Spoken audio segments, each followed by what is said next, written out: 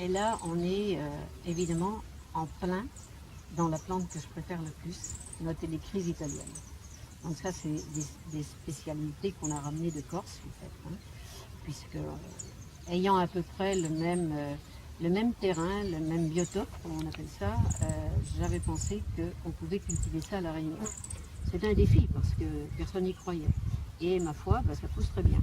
Donc on peut avoir cette plante fabuleuse ici, maintenant, pas forcément en abondance bien sûr, mais ça ne demande qu'à être développé.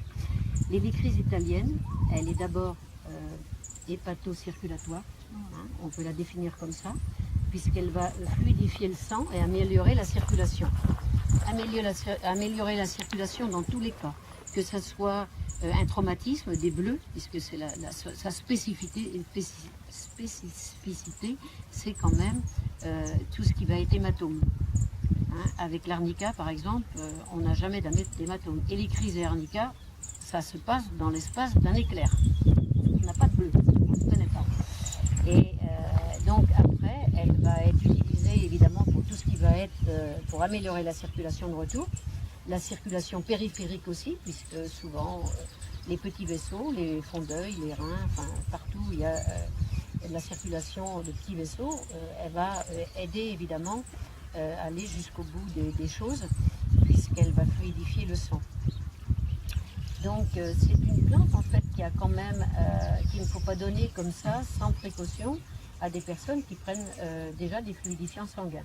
Hein, ça se surveille, bien qu'il n'y a pas eu jusqu'ici de contre-indication à aux doses auxquelles on les conseille. À 3 ou 6 gouttes par jour, ça va quoi. Dans des petites cures de 15 jours, 3 semaines, il n'y a pas de problème.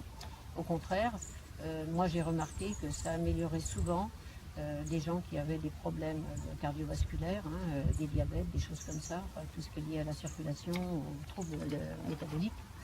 Et moi, des l'hélicryse, j'en mets un peu partout. Pour cicatriser, on a fait des expériences donc, avec un médecin qui est chirurgien à l'hôpital d'enfants à Saint-Denis et qui maintenant préconise donc toutes les préparations faites à base de cystes d'hélicryse italienne pour tout ce qui va être cicatrisation, antikéloïde. Ça cicatrise extraordinairement rapidement. Hein, on peut rajouter un tout petit peu dans une crème pour les rides. Ah ben oui, elle est anti-ride puisqu'elle va, c'est un régénérant cellulaire, un peu comme le géranium. Et c'est vrai qu'avec le géranium, avec tout ça, oui, c'est très bien. Donc c'est vrai qu'un petit peu ça suffit parce que c'est quand même une rareté dans la distillation. Pour 400 kg, on va récupérer dans les bons coups 200 millilitres.